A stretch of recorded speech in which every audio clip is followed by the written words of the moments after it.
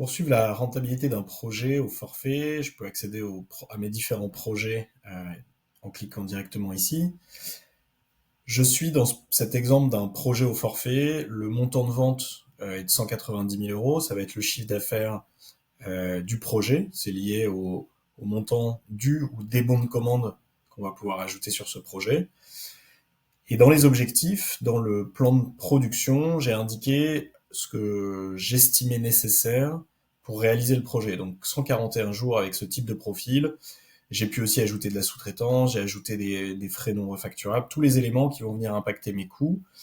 Et ça me permet d'avoir une marge prévisionnelle qui va se mettre en face de cet objectif de chiffre d'affaires.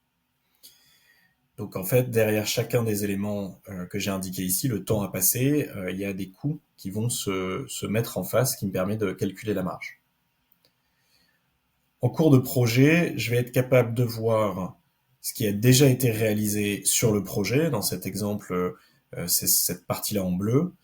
Le reste à faire va être indiqué ici. Le reste à faire est lié au staffing du projet que je vais pouvoir remettre à jour au fur et à mesure. Et petit à petit, le réalisé vient consommer du reste à faire. Sachant que je vois ici mon objectif et je vois que je le dépasse. On peut le voir dans cet exemple avec cette synthèse par rôle.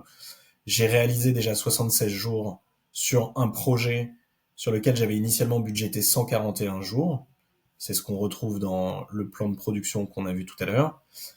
Dans mon reste à faire, c'est-à-dire dans la planification du projet, à partir d'aujourd'hui, il me reste encore 125 jours, donc je vais atterrir à 201 jours. J'ai un dépassement prévu de 59,5 jours. Donc je vois les écarts par profil, je vois les écarts par personne, et je vois les écarts par phase et par personne.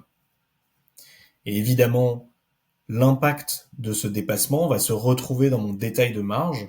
Je retrouve ici ma marge de 73% qui est ma marge du plan de production, le budget qu'on a vu tout à l'heure, avec les coûts qui sont derrière, le temps à passer pour réaliser ce projet dans mon budget.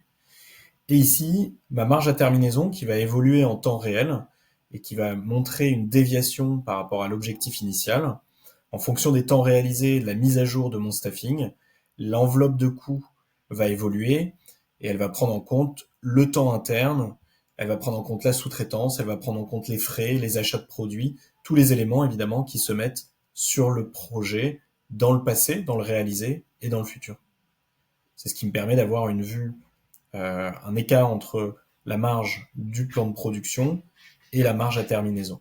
Et avoir une vue plus globale sur l'ensemble de mon portefeuille de projets, où je retrouve ces écarts entre la marge qui était initialement prévue et la marge, le dernier estimé de marge, la marge à terminaison.